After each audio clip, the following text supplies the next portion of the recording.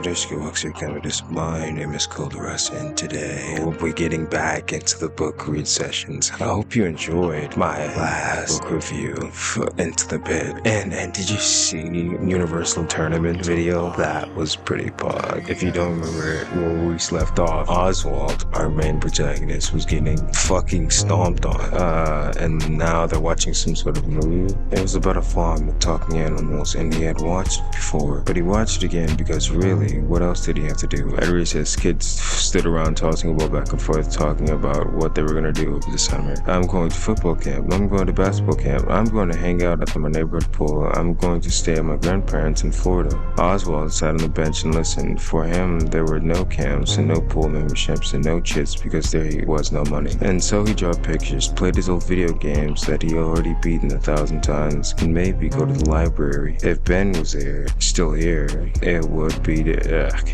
different. Even if they were just doing the same old stuff they had been doing together. And Ben could always make Oswald laugh, riffing on video game characters or doing the perfect impersonation of one of their teachers. He and Ben had fun no matter what they did. But now a summer without Ben yawned before him, wide and empty. Most days, Oswald's mom worked from 12 p.m. to 12 a.m. So his dad had to make dinner. You know that shit was nasty. Usually they got by on frozen meals like lasagna or chicken pot pie. Oh, chicken pot.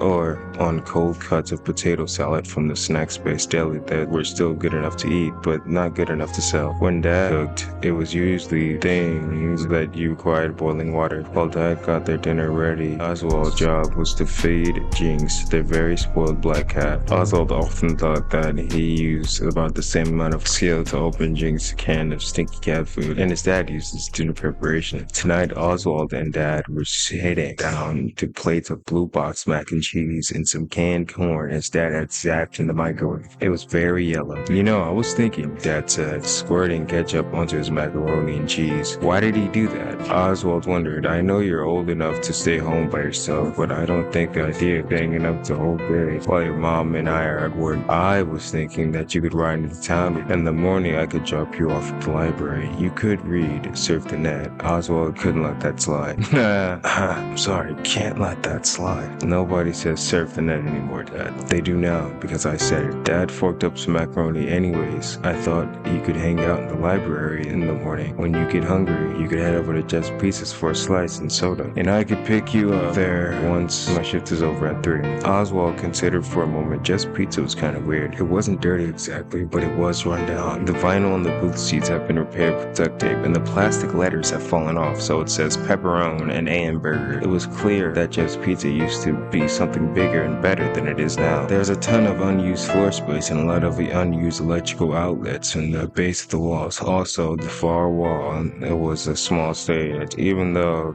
it was a street place, sad, and it was not once been. Like the rest of the town, the being said, the pizza was decent. It was the only pizza in the town, the kind from the frozen food department and the snack space. Few good restaurants in town, including Gino's Pizza and Marco's Pizza, which, unlike Jeff's, had real pizza makers with names. Oh, I think I know where this is. I'm talking about pizza. You'll give me money for pizza? Oswald asked. His dad job loss. Oswald's allowance had dwindled to practically nothing. Dad smiled. A kind of sad smile. It seemed to Oswald, son, we're bad off, but we're not so bad off. I can't swatch you $3.50 for a slice and a soda. It was hard to say no to a warm, gooey slice. Since it wasn't a school night, and I cannot stop laughing at those ashy ass knees and those cargo pants that your mama got you to wear to school last. Oswald stayed up after Dad went to bed and watched an old Japanese monster movie. With Jinx curled up and praying in his lap, Oswald had seen a lot of B-grade Japanese horror films, but this one, Zendrelix versus Mechazedalix, was new to him. As always, Zendrelix looked like a giant dragon thing, but Medrelix reminded him of mechanical animals he used to draw when they stripped him of their fur. He left the movie special effects. The train at Zendrelix destroyed clearly a toy, and how the actor's lip movement didn't match the dub in English. Somehow, I believe that's true. Though he always found himself rooting for Zendrelix, even though he was a guy in a rubber suit. Somehow he managed to have a lot of personality. In bed, he tried to count his blessings. He didn't have fun. He didn't have Ben, but he had monster movies in the library. in lunchtime pizza slices. It was better than nothing, but it wasn't gonna be enough to keep him going all summer. Please, he wished, his eyes closed tight. Please let something interesting happen. The anime reading episode. The anime reading episode.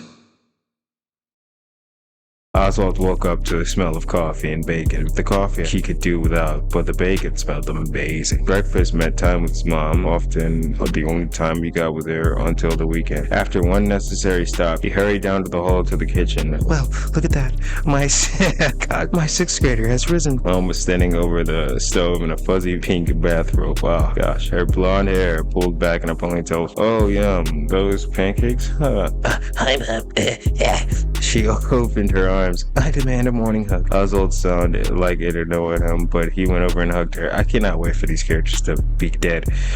It was funny with Dad. He always said he was too old for hugs, but he never managed to turn down his mom open arms. Maybe it was because he didn't spend much time with her during the week. While he and his dad spent so much time together, they had sometimes gotten on each other's nerves. He knew his mom missed him and felt bad for having worked such long hours, but he also knew that his dad's job, the snack space, was a part-time job. Mom's long hours were most of the reason the bills were getting paid. Mom always said that the adult life was a fighting between time and money. The money you earn to spend on the bills are necessary. The less time you got to spend with your family, it was difficult to balance. Oswald sat down on the kitchen table and thanked his mom when she poured his orange juice. First day of summer break, huh? Mom went back to the stove and scooped up a pancake with a spatula. He probably should have tried to sound more enthusiastic, but he couldn't muster the energy. She slid the pancake onto his plate and served him 2 strips of bacon. Not the same without Ben, huh? He shook his head, and then he wasn't gonna cry. Mom ruffled her hair. I know, it was a bummer, but hey, maybe a new friend will move. Oswald looked at her hopeful face. Why would anyone move here? Why would anyone want to move here? Okay, I see your point, Mom said, piling on another pancake, but you never know. Or maybe somebody who already lives here. Somebody you don't even know yet. Maybe. I doubt it, Oswald said. These pancakes, they're great. Mom smiled and rubbed her hair again. Well, I've got that going for me anyways. Do you want more bacon? If you do, you better grab it before Dad gets here and back us some more up. Sure, it was Oswald's personal policy to never refuse bacon. The library was actually kind of fun. That is the most lie I've ever heard. He found the latest book in the science fiction series he liked and a manga that looked interesting. As always, he had to wait forever to use the computer because they were all taken by people who looked like they had no place else to be. The strangers. He waited his turn to politely knowing that some of these people use the library for shelter during the day and spent the night on the streets. Tragic. Just Pizza was weird. The big empty space beyond the booths and tables were like dance floors where nobody danced. The walls were painted a pale yellow, but they must have used cheap paint or only one coat because shapes or whatever had been on the walls before they were still visible. It had probably been some kind of mural with people or animals, but now it wasn't just shadows behind a thin veil. That's where I'm gonna end the book read. Thanks for actually sticking around for episode 2 of this. If you liked, please slice of like and click for subscribe. Thank you and good night. Stay frosty.